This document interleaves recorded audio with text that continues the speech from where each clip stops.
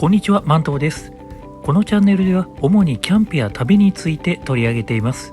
万博期間中は万博についてもたくさん取り上げる予定なので、よろしければチャンネル登録、グッドボタンお願いいたします。さあ、今日は久しぶりに東ゲートからの入場です。時間もまだ午前8時。会場まであと1時間あるんですけれども、今日はどうしても行きたいところがあるので早めに来ました。午前8時の時点でこの行列です。早い人はですね、6時ぐらいから並んでる人がいるみたいなんで、まあすごいですよね。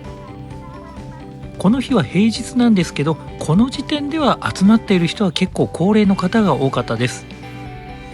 だいたい8時半を過ぎるとゲートの前まで案内されて、ここで会場まで待機することになります。日差しはかなり強いです。ちなみにその時点でのライブカメラ映像だとこんな感じでした。万博の公式でも帽子や日傘の着用を呼びかけているんですけど、この人混みの中でですね、日傘はかなり危ないです。ゲートに割と近い場所だったんですぐに入れるかなと思ったんですが、9時に入場始まってからなんと25分かかりました。結構ですね、ここで時間ロスしちゃいました。今日朝一で行きたいのはイタリア館です。イタリア館はもう時間が経てば経つほど行列は長くなるんで、朝一で並ぶしかないです。イタリア館は万博の公式アプリでの予約は受け付けておらず、イタリア館独自のアプリを使って優先予約をすることはできるんですが、かなり難しいらしいです。僕は予約は何もしてないです。はい、イタリア館に着きました。今時刻は午前9時35分です。この時点で40分待ちでした。この朝一の時間は無駄にできません。この時間帯を使ってポーランドのパビリオンを予約しました。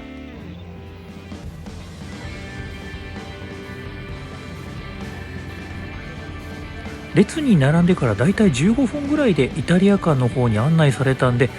割と早く案内できるんだなと思ったんですけど、これはちょっと考えが甘かったです。イタリア館の前に並び始めてからだいたい1時間かかりました。予約優先の人を順番に入れているんで、その間に僕たちが入っていくってことになって、かなり時間がかかるみたいです。実は毎週週替わりで日本の県にあたる州の特集をやってるみたいなんですけど、この週はプーリア州の特集をやってました。館に入る前からたくさんこういったオブジェが置いてあって、調べるだけでも面白いんですけれど、このオブジェは隈研吾さんとイタリアのサルベアティというガラス工房がコラボして作ったシャンデリアだそうです。もしかして夜来ると違って見えるのかな。この雲なんですけど、プーリア州ではタランチュラに噛まれた時に毒消しのために夜通し踊るという民族舞踊があるみたいで、それを模してですね、できている音楽祭、ノッテデラ・タランタという音楽祭を紹介しているみたいです。時刻は10時50分になってやっと入ることができました。1時間と15分かかりましたが、早い方でしょ。イタリア館についてはもう散々ですね、動画とかネットでも上げられてるんで、あえて内容をですね、もうバラしちゃいます。で、見たくない方はですね、ちょっとスキップして見るようにしてください。はい、まず中に入ると小部屋に通されてオープニング動画を見ることになります。ここでですね、この次に見る歴史的なものに対する期待が高まりますよね。そして扉が回転して、とうとう歴史の世界へようこそということで入ることになります。ではリュックサックを前にしてお進みください。はい、もうたくさんですね、見るべきものがありすぎて何から見たらいいのか分かりません。ひとまずですね、目についた絵を見ることにしました。はい、これですね。これは伊藤満書という人の絵なんですけど、高校の時に日本史を取ったことがある人だったら聞いたことがあると思うんですが、天正剣豪施設という施設で、安土桃山時代にローマに派遣されて当時の教皇にあった人です。この絵が発見されたのはなんと11年前、2014年のことなんで、最近までこの絵があることすら知られていなかったんです。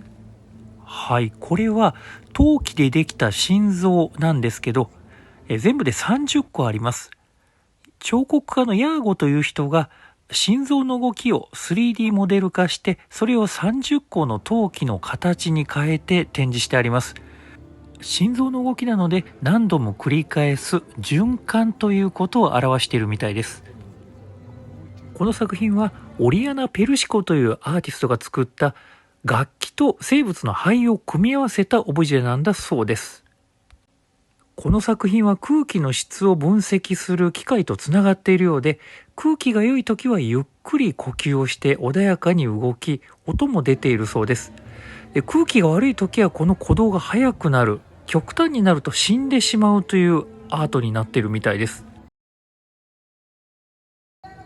はい、これがイタリア館の目玉中の目玉、ファルネーゼのアトラスです。アトラスが背負っているのは天球、天を背負っているんですけれども、なぜこうなったかというと、ギリシャ神話のゼウスたちが率いるオリンポス軍と、このアトラスたちが所属していた巨神族ティターンとの戦いで、このティターンが敗れたためにアトラスはこの天を背負わせることになったそうです。もちろん天を背負うというのは非常に大変なことなので、このアトラスの顔を見ると苦しそうな表示をしているというわけですね。イタリア館の説明を見ると、それに加えて人類が今まで積み上げてきた宇宙への探求や知識の積み上げ、これがこの天球に載っているから重みがあるというような説明がありました。もうこれは人類の遺産ですからね、警備員の人も必死になってですね、もう絶対に近づかないようにということで警告してて、もうちょっとうるさいんですけどね、正直。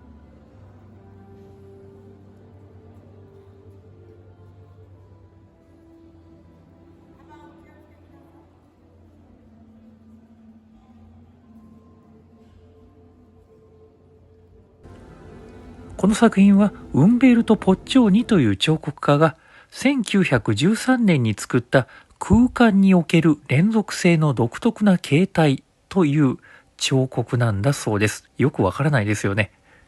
よく見ているとこれ人の形みたいだってことはわかります。あと人の形にしては腕がないですよね。この作品の着想を得たところが、完璧な重みのあるパスに向かって進むサッカー選手の姿なんだそうです。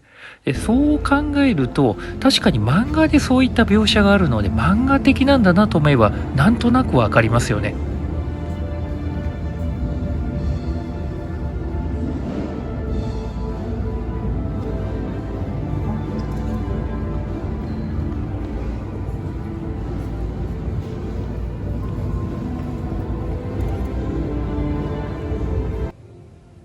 こういった作品ならですね、カビ臭い部屋に置いてそうな感じがするんですけど、この周りがもう未来の姿を表しているわけなんで、過去と未来のつながりっていうのをここでおそらく表したい、言いたいってことなんでしょうね。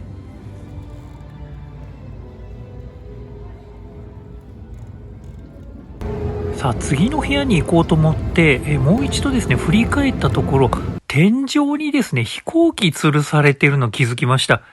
この飛行機なんですけど、スバ旧型という飛行機で1920年にアルトゥーロ・フェラーリンという人が109日間30カ所を経由してローマから東京まで行ったっていう飛行機なんですね。もちろんこれはその時の実機ではなくて、その機体を再現したものだそうです。この万博が終わったらこれを本当の飛行機に仕立てて実際に飛行を試みるということなんだそうで、ちょっと面白そうですよね。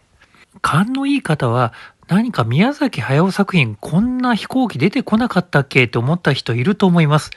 で、このフェラーリンという人をですね、題材にして、紅の豚で同じ人物が登場してるんですね。これは面白いですよね。はい。そして次の部屋で見られるのが第2の目玉、カラバッチョのキリストの埋葬という絵画です。僕にはあいにく宗教画の解説っていうのはできないんで、詳しい人の動画をまた見てほしいんですけども、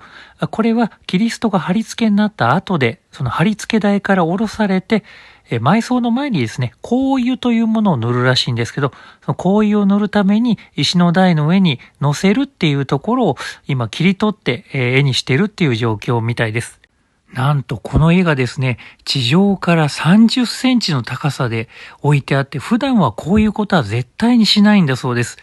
この高さでこの自分の目線で見られるというのはもうまさにこの万博だけの機会、非常に珍しいことらしいです。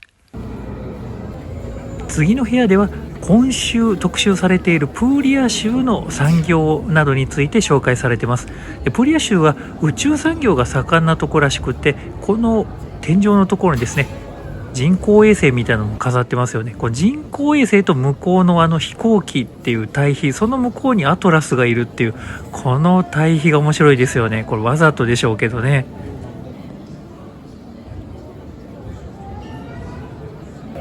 はい、次の部屋に入ると向こうに見えているのがダ・ヴィンチのアトランティコ思考ですね。であそこにたどり着く前に今週の特集のプーリア州の特集を見てぐるぐる回ってから最後にアトランティコ思考を見るっていう流れになってます。でここではプーリア州の産業についていろいろ紹介されています。ちょっとですね、お腹いっぱいなんでここあんまりちょっと真剣に見ることができなかったです。そしてダ・ヴィンチのアトランティコ思考ですね。みんなねこれ写真ばっかり撮ってるんですよね。これはもう肉眼で見た方がいいでしょう。写真なんていくらでもネットに載ってますからね、もったいないですよね。もうぜひですねこれ肉眼で見てください。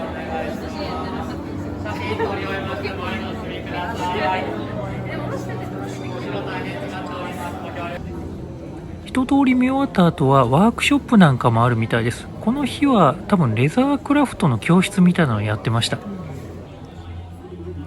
で最後はですね、エレベーターに乗って上に移動させられます。で上に何があるんだろうと思って行ってみると、上はですねお庭になっていて、お庭とレストランを楽しむことができるようになっています。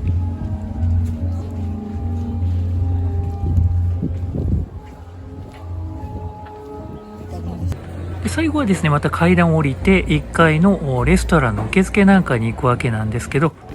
もうですねレストラン自体がもうすごい行列です。やっぱりですね、もうお昼にイタリアンなんてみんなそら喜びますよね。メニューはこんな感じのものがありました。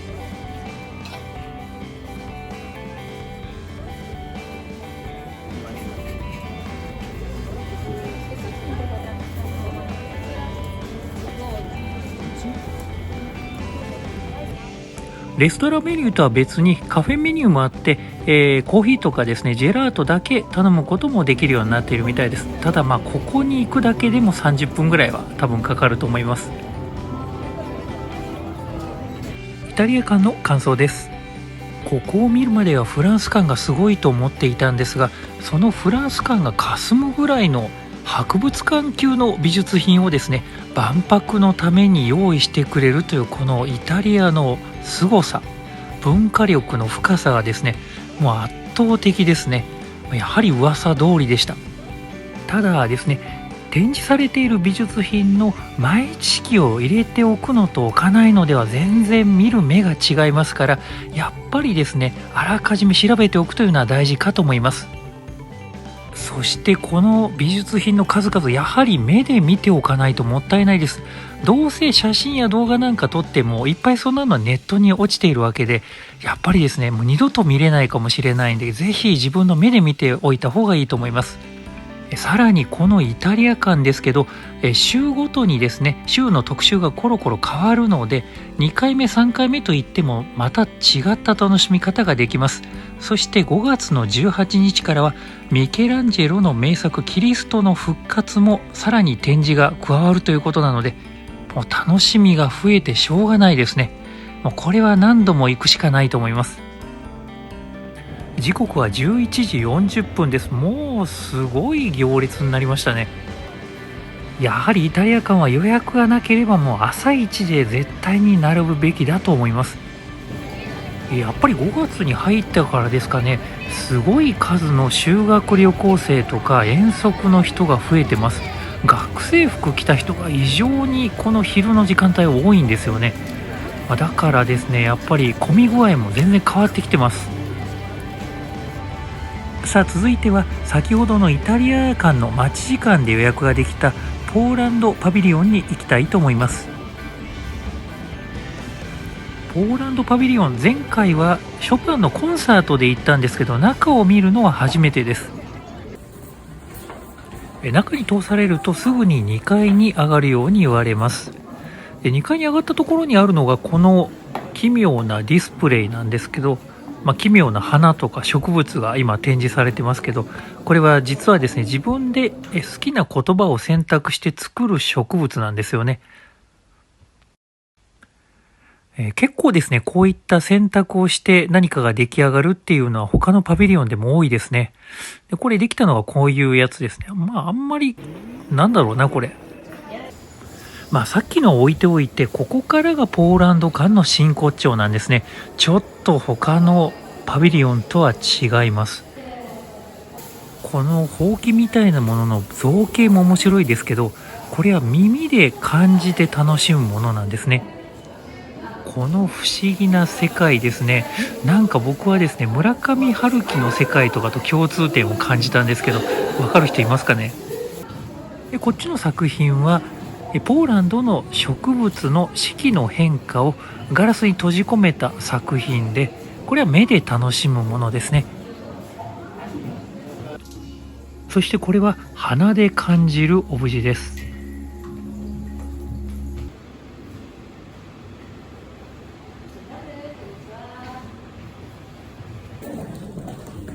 そして最後は下に降りてポーランドの現代の技術の紹介のコーナーに移ります。この中にですね、ポーランド初のゲームってこんなものがありますよっていうのがいくつか紹介してあったんですけど、日本でもですね大人気のウィッチャーというゲームがあるんですけど、これの原作を書いた人はポーランドの作家なんですね。これは知りませんでした。最後はショパンのコンサートの時に入ったこのホールで、ポーランドのですね観光地の紹介などを見て終わりということになります。お土産はこんな感じでした。宝飾品関係が多かったのかな。ポーランド館の感想です。国を挙げてのパビリオンなんで訴えたいことはいっぱいあるんだと思うんですけど、そこをあえて排除して目や耳、鼻などで感じるアートでアピールする、ここにすごく好感が持てました。別の予約が必要にはなりますが、夜にはショパンの曲を使ったピアノコンサートも開かれています。こちらもぜひご覧になってみてください。時刻は12時半になりました。平日なのに今日はかなり混み合ってます。で、何かですねもう一つ予約ができないかということで、当日予約端末のところに行ってちょっと予約を試みたいと思います。列を待っている間、ネットでの当日予約も試みてみたんですけど、なんとですねアクセスが集中していて順番待ちになってました。ぬるぬるの空きなんかも一瞬は出たりするんですけど、すぐに埋まってしまうんで、やっぱりですね当日予約できない状態でした。そして端末でも試したんですけど、全然やっぱり空きがなくて何にも予約できませんでした。もう結構落ち込んでます。仕方がないので、すぐ隣のワッセで行われている韓国観光フェスタに行ってみることにしました。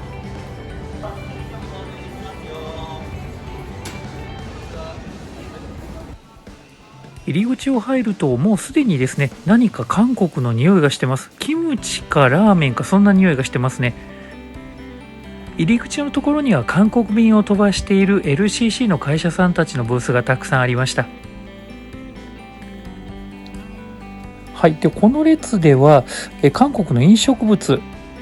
もう有名になったチルソンサイダーですとか辛ラーメンですとかプルタックなどの試食が食べられるっていうことでみんな並んでるんですよね。カップ一杯の試食にすごい人並んでました。僕もですねここでちょっとこの見たこともないエナジードリンクを飲ませてもらったんですけど、結構美味しかったです。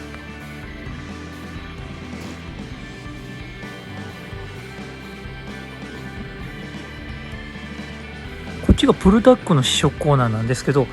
このなんか鶏みたいなのがホチっていう名前なんですね。初めて知りました。ここもですね、すっごい並んでるんですよね。もうね、お金取って食べさせてくれるんだったらね、食べたいんですけどね、もうこの並ぶ気にはならないですよね。で今、福引きの音が聞こえたと思うんですけど、どうもですね、アンケートに答えると福引きが引けるっていうことで、それで韓国グッズがもらえるっていうことで、みんなこういろいろぐるぐる回っているみたいなんですよね。こういった有名人の方が来ていろんなイベントとかもやってたみたいです。ちょっと人が多すぎるんで、ここは出たいと思います。試食のラーメンも食べられなかったんで、コンビニでなんか買おうかなと思って行ってみたんですけど、いや、この行列ですよ。いや、これはちょっとね、イタリア館のジェラート食べようと思って行ってみたんですけど、こっちも30分以上待つってことで、もう諦めました。いや、もうどこに行ってもですね、このお昼の時間帯、この人数になるともう無理ですね。もう全然どこ行っても食べられない状態ですね。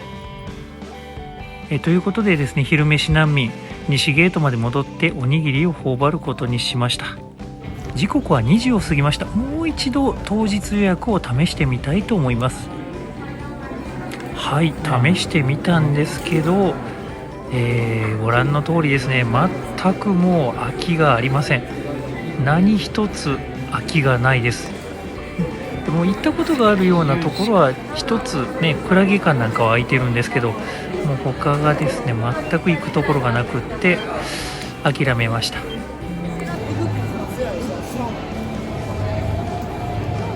前回行ってみようと思っていた英国館も行ってみたんですが、こっちもですね90分から120分待ちということで、もう夕方になっちゃうんで、これもちょっと無理だなと諦めました。結構ね、もう1時間ぐらいですね、こうやってぐるぐる放浪してたんですよね。でもちょっと疲れてですね、近くにあったインド料理屋でですね、ソフトクリームを頼みました。これがね、意外にうまかったんですよ。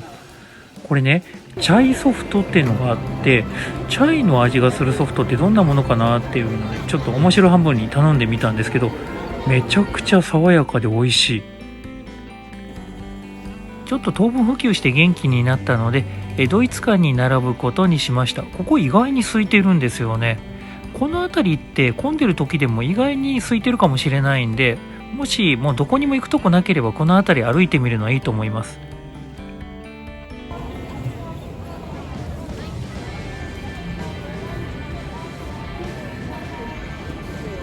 この今からドイツ館に行くっていうところからですね、ドイツビールと、ホットドッグですかね、これが売ってるところが見えるんですけど、もうこれが食欲そそるんですよね。もう塀の向こうなんで行けないんですけど、だいたい15分ぐらい並んで中に入ることができました。ドイツ館に入ると、この小さな端末サーキュラー君を渡されます。この子がナビゲーターになって、いろいろこのドイツのことについて案内してくれるということになってます。 IC タグにサーキュラー君をかざすと、サーキュラー君が耳元で囁いてくれるという仕組みになっています。だからずっとこうやって耳に当ててですね、話を聞きながら歩くというパビリオンになってます。このドイツ館はですね、解体後のことも考えられて作られているということで、接着剤などは使わずに、あとドイツの伝統工法とも組み合わせて作っているということでした。ドイツ館の感想です。さすがは欧州の優等生という感じのドイツのパビリオンです。まずこの和ドイツ、そしてパビリオンの形がなぜ和の形になっているかということなんですが、これは全て循環ということを表しています。例えばこのパビリオンも解体した後はリサイクルができるように、そしてお庭に生えている木さえもですね、レンタルで賄うというふうに全て循環を考えられています。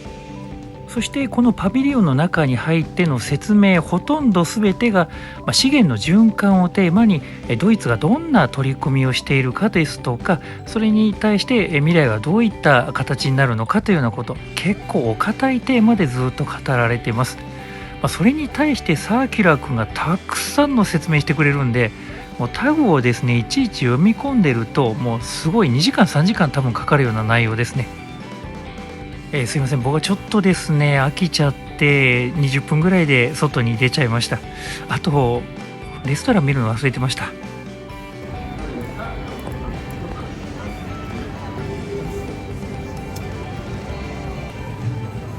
続いてはドイツ館の隣にあるルクセンブルク館に並んでみたいと思います。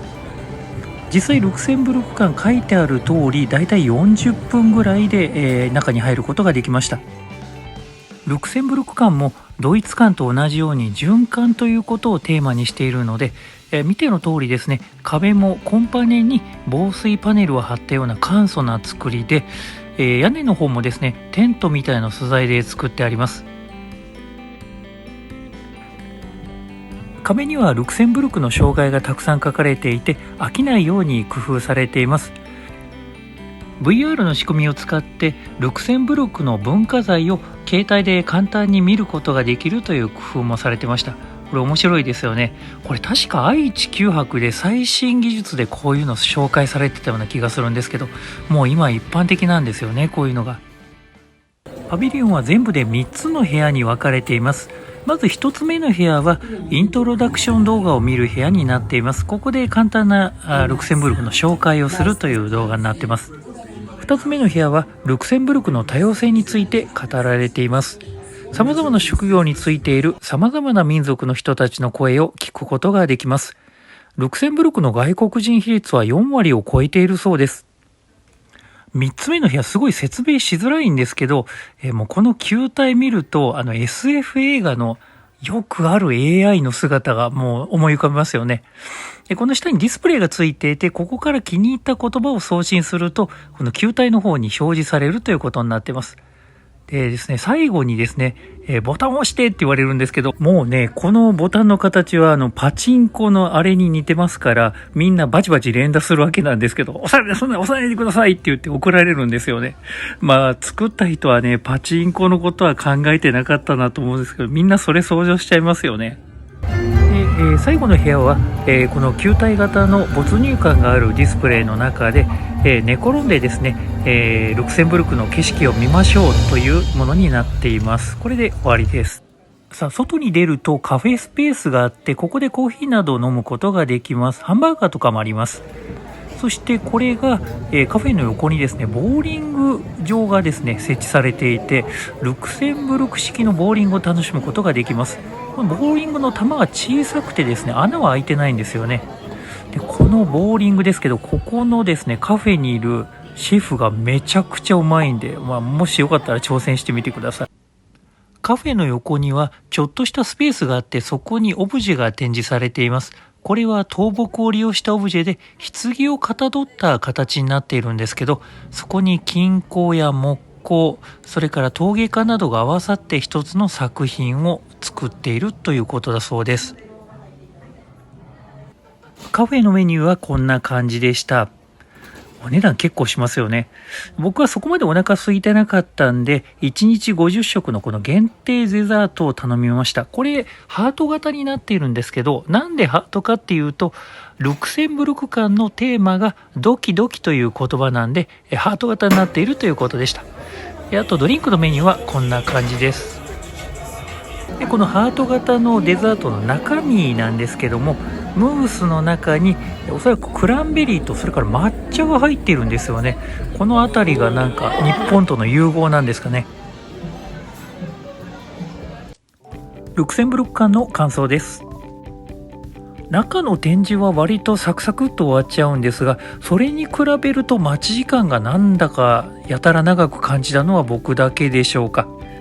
このパビリオンのテーマとしては、一つが多民族社会での共生、そしてもう一つがどのパビリオンでもやっている持続可能な循環型社会をどうやって作るかというテーマです。ただこれを飽きないようにうまく工夫されているってところが面白かったですね。最後のAI の機械なんかが面白いですよね。最後のカフェスペースすごく居心地が良かったです。みんなフレンドリーで面白い人が多かったです。そしてこのカフェスペースは展示を見ないと入れないので、もうカフェに行くためには展示見るしかありません。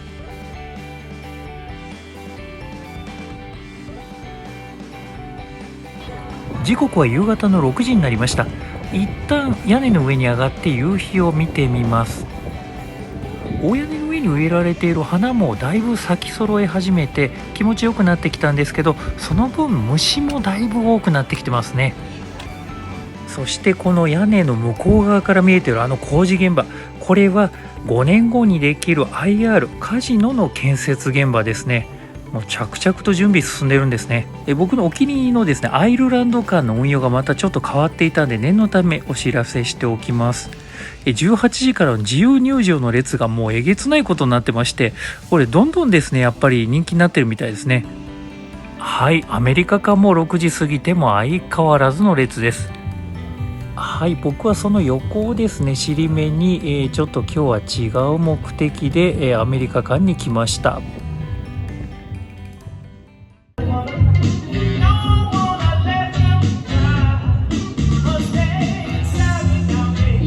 意外にこういうライブステージって、特にアメリカ館なんかはですね奥まったところにこのステージがあるので気づかない人が多いんですよね。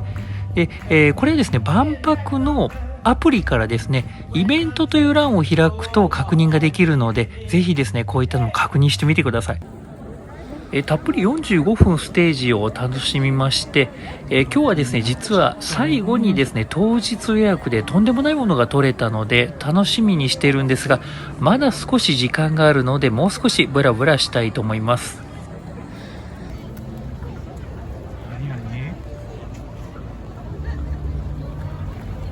本日のプログラムではポーランドの民族の歌と踊りだけではなく、世界のさまざまなところの曲の演奏をいたします。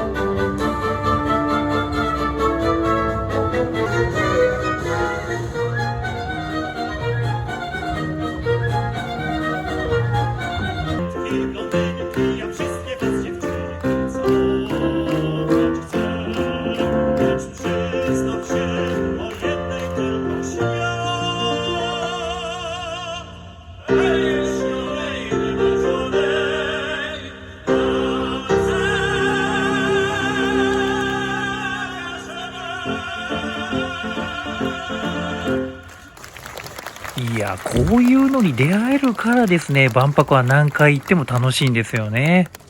次に行ったのはロボットモビリティステーション。月面走行体験ができるって聞いたんで行ったんですけど、それよりもっと面白そうなことをなんかやってました。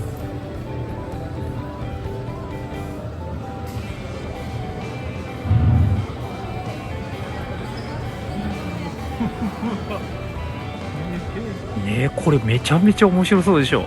ただですねこれ1時間待ちだったんでちょっとですね次の予定があって参加できませんでした。仕方がないので、すぐに参加できるこのパソコン上で月面走行体験ができるっていうこの企画に参加しました。実際にですねもっとリアルな実写体験ができるのもあるんですけど、こっちも待ち時間があったんでちょっと残念ながら参加できませんでした。今度もう一回行ってみたいな。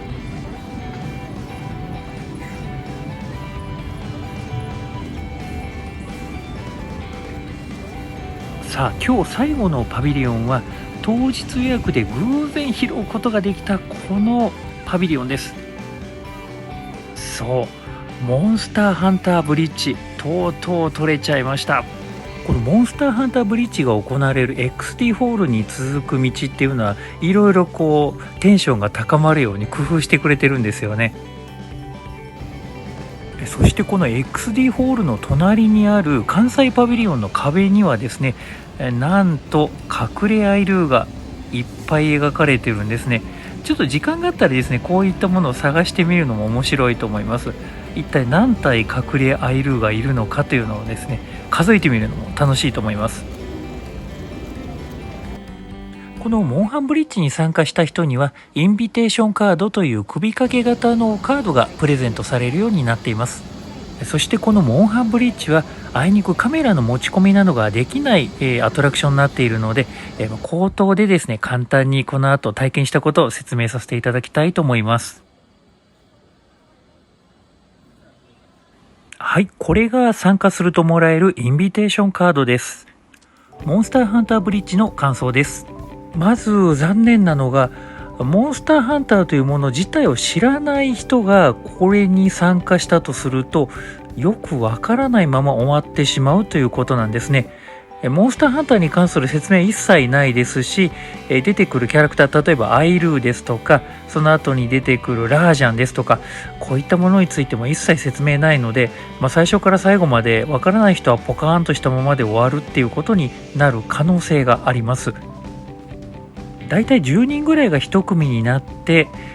まず最初にですね VR 装置についての説明を受けて、その後別の部屋で VR 装置を頭につけてもらいます。そして大きなホールに通されて少しずつ間隔を空けて、立って、それから、実際に VR の映像が始まるというような感じになります。 VR 体験については本当に素晴らしいものでした。床はまず振動してすごい迫力ありますし、画面もホール360度にわたって違う映像が映し出されているんで、振り返っても違う映像が見れるっていうこの面白さはですね、テレビでは感じることができないものですね。そして映像体験の後半では歴代モンハンでボスキャラとして出てきた数々のですねモンスターがもうたくさん出てくるんで、いくつですねわかるかなというような感じですね。20や30はもう軽く出てくると思います。そのボスのモンスターたちをある方法を使って退けるわけなんですけれども、ちょっとその方法というのがモンハンファンにとっては残念な方法かなっていう感じはします。そしてこれもですね尺の関係でしょうがないんでしょうけど、もう少しですね VR 装置つけてるんだったらこう仮想現実に参加できるような仕掛けがもうちょっと欲しかったかなと、物足りなさがちょっとあった気はしました。そして参加した人一人一人にですねオトモアイルーがつくので、そのオトモアイルー個人的にモフモフしたりすることができます。これはもうたまらんですね。でもしかするとオトモアイルーのですね形とか色もですねそれぞれ個人によって違うのかもしれないです。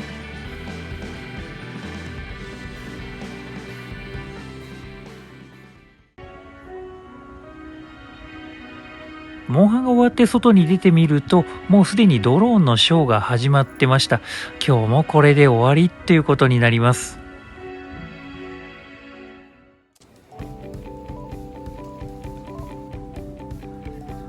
今日は東ゲートから退場することにします。この動画見ていただいて、もし気に入っていただけましたらチャンネル登録やグッドボタンなどお願いいたします。それじゃあまた次回お会いしましょう。バイバイ。